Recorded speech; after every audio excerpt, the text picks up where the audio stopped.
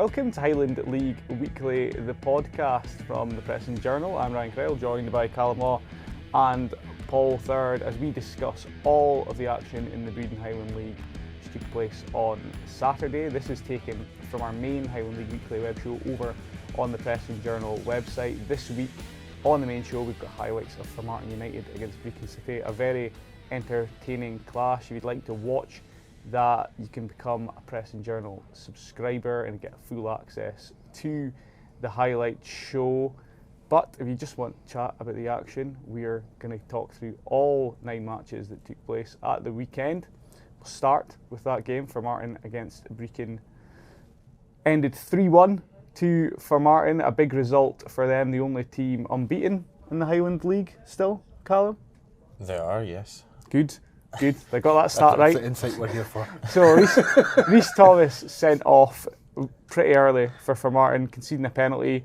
Grady McGrath converted it. Formartine, though, they battled back brilliantly with 10 men. Hamish Ritchie, who then had quite a bad injury in the game, scoring before Rory McAllister, evergreen Rory McAllister, bagged a brace to take all 3 points. I mean,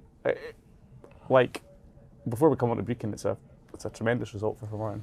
Oh, it was absolutely superb, really. And I mean, sitting there after a minute when Brechin were a goal up and a man up, I actually said to the person sitting next to me, that's a lot of the probably, what was the word I used, excitement or intrigue taken out of this game, because really at that stage you probably expected Brechin to have control of proceedings, and I think if you'd been pricing it as a bookmaker, you'd have had them long odds on to go on and win. But Formartine, they sort of managed to, Stuart Anderson sort of managed to adjust his shape in such a way that he could keep sort of Julie, I mean they were having to drop back at times, but keep Rory McAllister and Julian Wade up at the top end of the pitch. And in that first half, I felt, to be fair, after they got in front, there was a sort of slackness crept into Brechin's play, but don't let that detract from Formartine, because I thought in that first half they really found a way to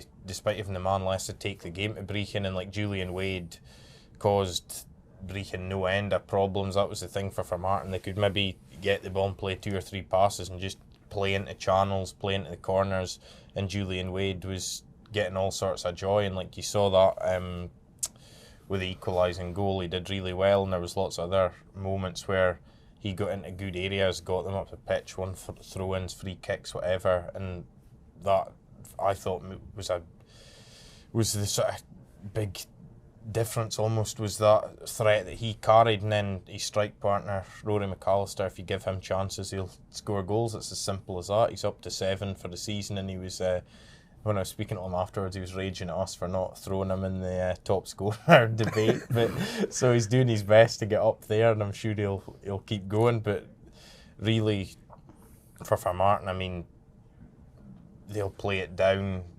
and I understand why. But in terms of their capabilities or their credentials as title challengers, that is the kind of performance and the kind of result that really marks them out for me, is a team that can challenge to win the league. And even what I was saying about the first half, you look at the second half, it was a different sort of performance then. You know, they had the lead, they didn't need to sort of go pushing, but they had to work really hard to sort of snuff out Brechin's threat. And other than that sort of flurry at the start of the second half when they hit the crossbar and Stuart McKenzie had a couple of saves, other than that, they did a really good job of sort of weathering the storm and managing the game, and they ended up with an excellent 3 points. I joked about this last week, but Sunday morning, wake up, phone pings, Rory McAllister now following Highland League Weekly on X. And having not looked at the scores the day before because I was at a wedding, I was like, oh, Rory McAllister must have had a good day, and so it proved. And also, Formartine playing it down, I mean, they have been saying they want to win the title for 20 years, so, I mean, no one's going to, Actually, I think this game is a really good comparison from last year, because it was the start of last season. They went up to Brora and had an early red card, didn't they? And then they were just shellacked that day. But this time, I know they're at home, but they're able to dig in, not give Brechin too many clear sights of goal, and hit on the counter brilliantly. And for me, they were actually well worth their win in the end. Yeah, Brechin, I feel like it's been a couple of poor performances now from them, like uncharacteristically.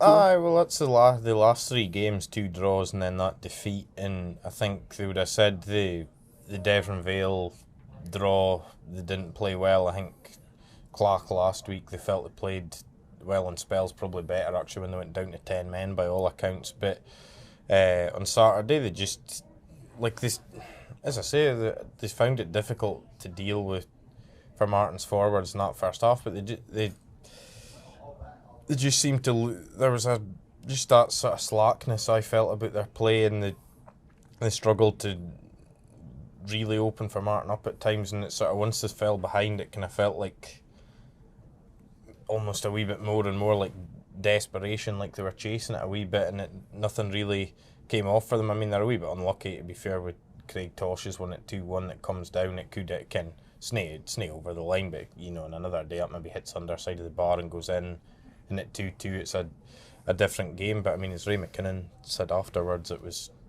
a poor day at the office for them all round, really, for getting such a sort of boost with that start that they got. They were second best all over the pitch after that. And just lastly, I was going to say, I think seeing Rhys Thomas afterwards, I think he was the most relieved man in the northeast on Saturday, because he'd gone in obviously after being sent off, and he'd heard, I think he'd joked to me that he'd been hiding in a cupboard after that, and he'd heard lots of shouting and whatever, and he thought, oh, it's like 3-4-0 down at half time. But then when he came in at half time, discovered Formartine were leading. He said that Paul Campbell dragged him out to watch the second half. Someone kind of feels that the red card was maybe deserved when he was banging his head against the post afterwards. Which I was like, yes, there's not much of a difference. Okay, 8 more games to discuss. We'll start with Keith 0, Brora Rangers 5. Sounded routine, this one. For Brora, new boy Robbie Thompson, who'd signed from Thistle, broke the deadlock. Mark Nicholson doubled Brora's lead before half-time. Then Craig McKenzie, Alex Cooper and Shane Sutherland completed the scoring in the second period. Routine, right word? It was. I mean, there was no doubt the right team won, and it's a dream debut for Robbie Thompson. Signing on the day of the game, 16 minutes in, he gets his first goal. But at 2-0, Keith have a really good chance. I think it's a Jordan Lynch's one that comes back up off the post. And I think if that goes in, maybe it changes the dynamic somewhat. But no, 5 different scorers, very comfortable for Brora. I think that was 8 wins out of 9, 6 in a row in the league since they lost up at Fraserburgh. They're doing what champions do. They're sending out the message that we're the team to beat. Yep. Clachnacuddin 0, Bankside 0. Another Bankside draw. This one, another Clach result though. And I say that because Clach were pretty threadbare on the day. Aye, well, I think out of the 2, Conor Gethins was the 2 management teams, he was happier with a point, because they were missing 7 players, and then they lost Andy McRae and Rory McLeod had to come off at half time, and having been away to Brechin last week and then put in a big effort against Ross County in midweek in the North of Scotland Cup to get into the final.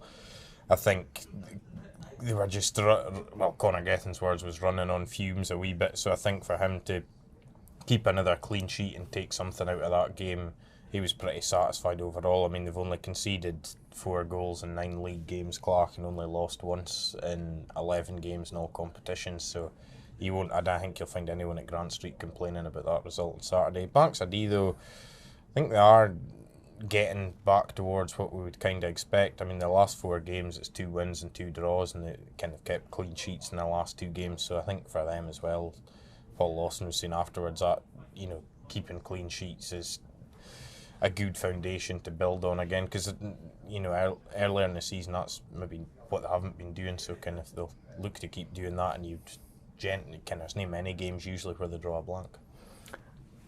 Deveronvale 3, Buckie Thistle 2. Now this sounded like a sensational game. Lyle Keir's opener for Buckie. Sean McIntosh then saved a penalty from Josh Peters. It would have made it 2-0. Darryl McCarty made it 2-0 anyway on 56 minutes, and you'd maybe be forgiven for thinking that would have been it. However, Mikey Watson and a brace from Jamie McClellan turned it round. I mean, even during games, you don't really know what you're going to get from Buckie this season, do you? I don't think you know what you're going to get from either team this season. The fascinating thing for me is nobody can say that this derby match has lost its lustre. It was action-packed, incident-packed, with a dramatic finale. I mean, it is literally the last touch of the ball is the winning goal, because they don't even get a chance to take centre. It's a great header into the top corner. Skipper as well. And then it's bedlam. I think I haven't heard a roar at Princess Royal Park like that for a while, and I think half the dugout empties chasing after him to go and celebrate. It's a terrific comeback for Deveronvale. For Buckie, it's been a funny couple of weeks for Buckie. They started the season really well. It looked like they were building on the strong finish to last season, but they've had a couple of setbacks. It'll be interesting to see how they're going to respond to this in the weeks ahead. Party in the streets of Banff and Macduff. You would have known that previously, but now you don't. Back in the day, I would have. When I was in Macduff, I would have. But yeah, I'm sure it was. Probably still are. No debate about that. I think everyone knows that for both those clubs and both those sets of supporters, that is, if you could only win 2 games all season, those would be the 2 games. So I get it. I think it's the first time in quite a few years Deveronvale's won a derby as well. So a great day for them. Huntly 1, Strathspey Thistle 3. Now, another game where the team that opened the scoring didn't triumph. Angus Grant scored in the first 10 minutes for Huntly, but Liam Shewan, Daniel Whitehorn and Callum Brown turned it round for Strathspey. Third defeat on the spin for Huntly. It's been a tough week for the Black and Golds. It's funny too, because the opening goal is so good. It's a well worked team move, finished off really well, but from the home team's point of view, the defending thereafter is pretty poor, I have to say. But that takes nothing away from Ryan Essendon's side. It's a great comeback, 5 wins out of 9.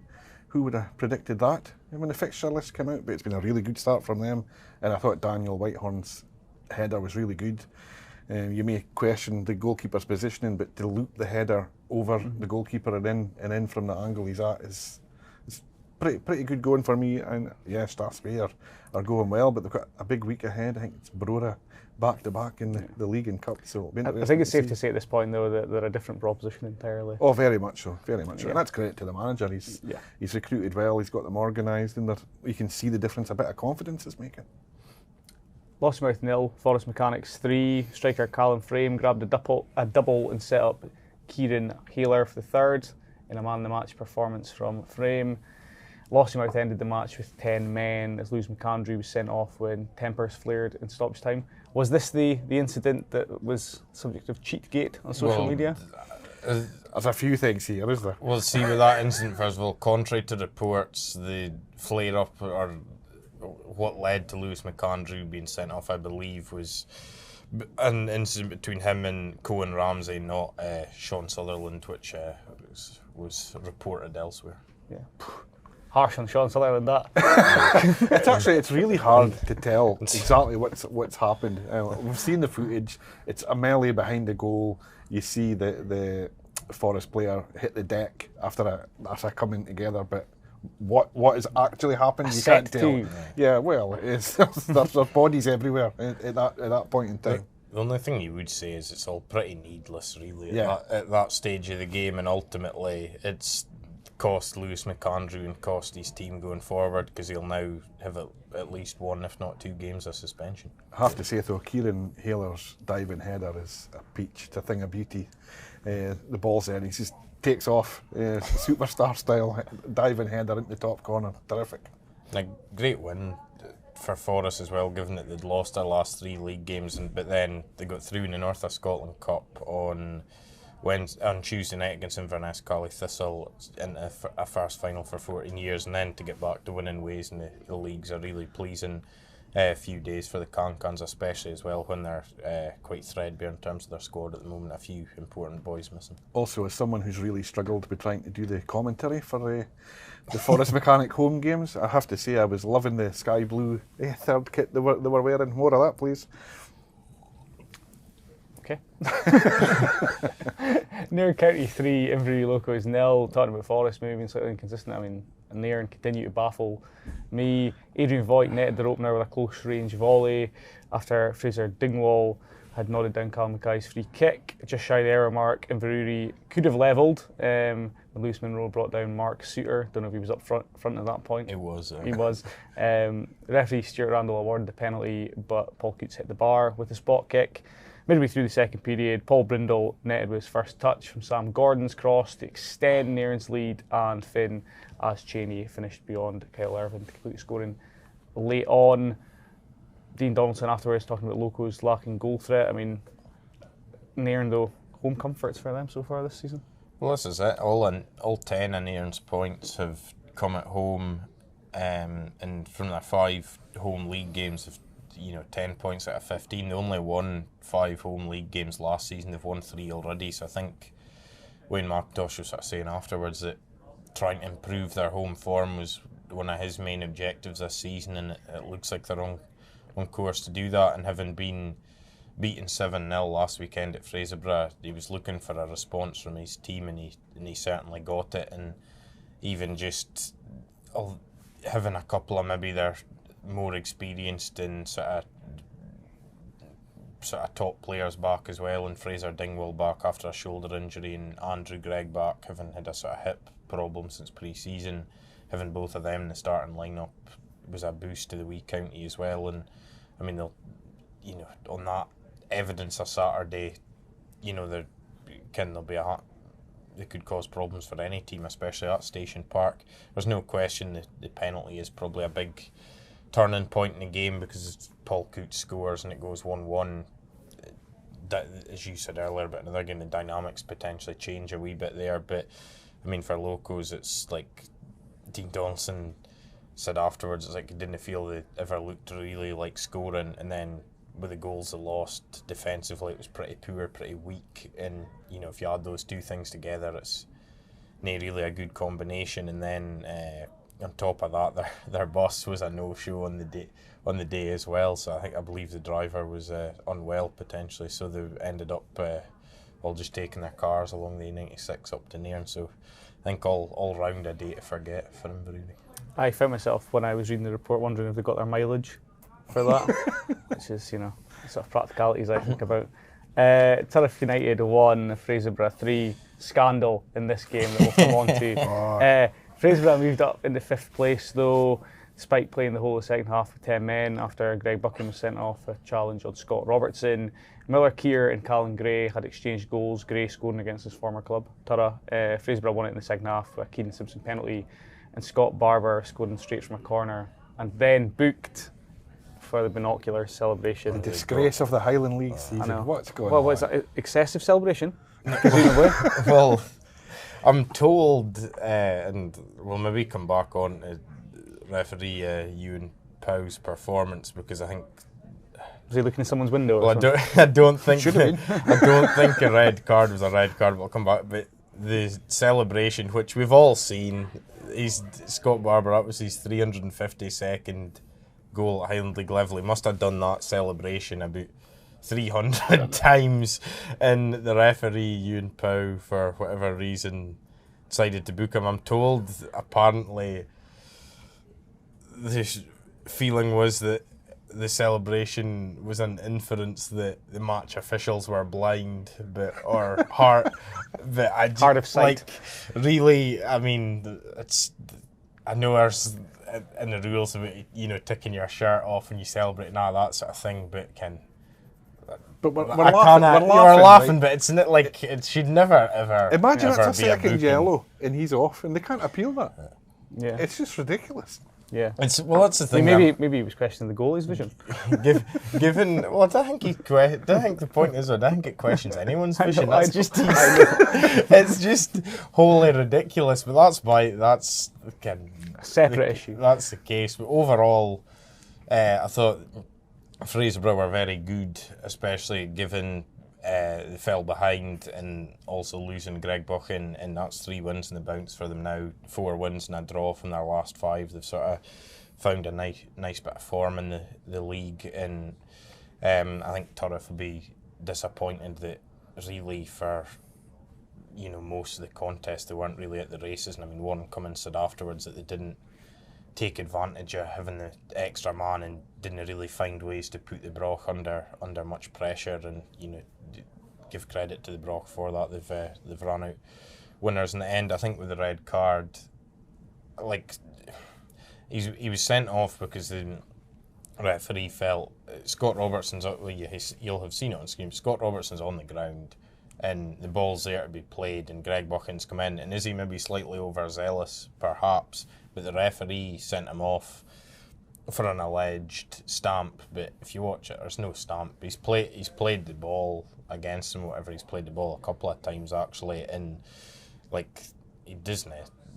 I've got a lot of sympathy with him because he doesn't stamp on the player, and he shouldn't be red carded. And I think if you have heard sort of watching the game, and you can obviously with the camera position at Turriff, you can hear the audio from the dugouts, and Mark Cowie actually makes a point to the linesman, which I thought was quite interesting, is that if it had been a stamp, the reaction of the Turriff players would have been a lot, they would have been round it and a lot more unhappy than they actually were. So I think that was, unfortunately for Ewan Powell on Saturday, was two pretty poor decisions. I mean, the red cards, and overall the more serious one, but the booking, as we touched on as well, for celebrating a goal was bizarre. Yeah, villainous official of the week. One more game to discuss, and if you paid £12 to get in the Highland League game, and there was 6 goals, it was a 3-3 draw, topsy-turvy, teams leading, teams fighting back, you would think it would be entertaining, but not if you're a football purist like Gary Manson, who said that this game could have got football stopped, and his eyes were hurting after watching it. Anyway, so Speysiders, they led 2-0 and 3-2. Jake Thompson had Rothes 2 up initially. 5 minutes before half-time, Gordon McNabb reduced the arrears. 5 minutes in the second period, Ewan Kennedy had it back to 2-2 when he headed home.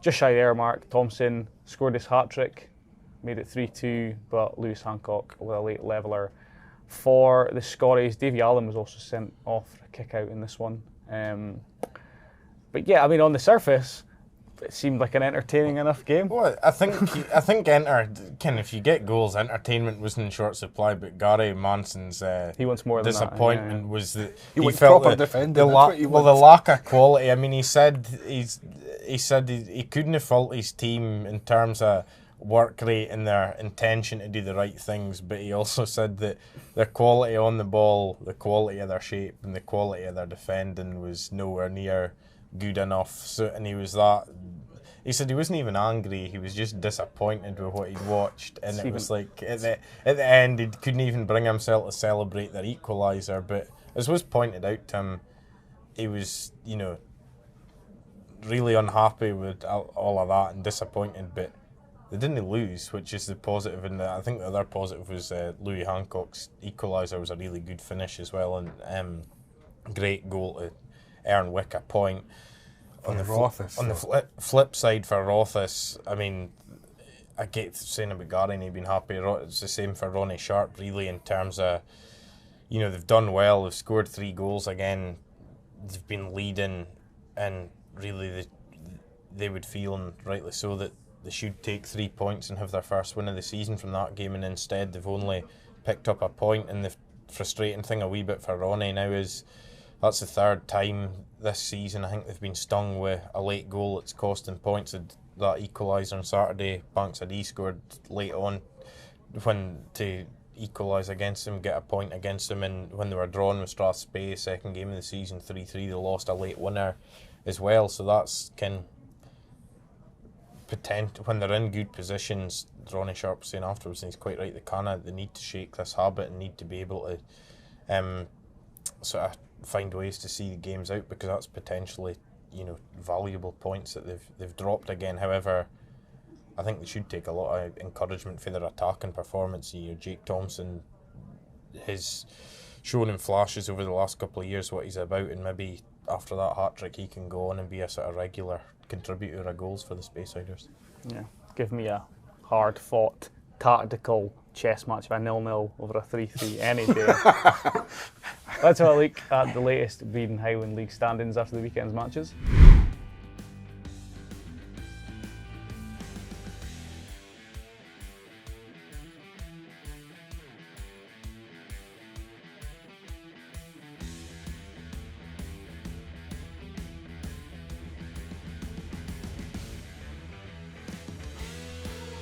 That's it then for this episode of Highland League Weekly, the podcast. Hope you've enjoyed listening to our discussion of all the games. Thanks to Callum and Paul for joining me. Just a reminder that if you want to watch highlights of the weekend game between Formartine United and Brechin City from North Lodge Park, you can do so over on our main Highland League Weekly web show on the Press and Journal website. You need to be a subscriber to watch it, but you can subscribe the moment via our sports pack, and that'll get you access to all of our sports content, including Highland League and Highland League Weekly stuff. Till we see you next week, please keep up to date with everything from us via our social media channels. We're on X, and we've also got our Facebook Highland League Weekly group. But yes, till we see you next, till you hear us next, enjoy the football, whichever games you're watching.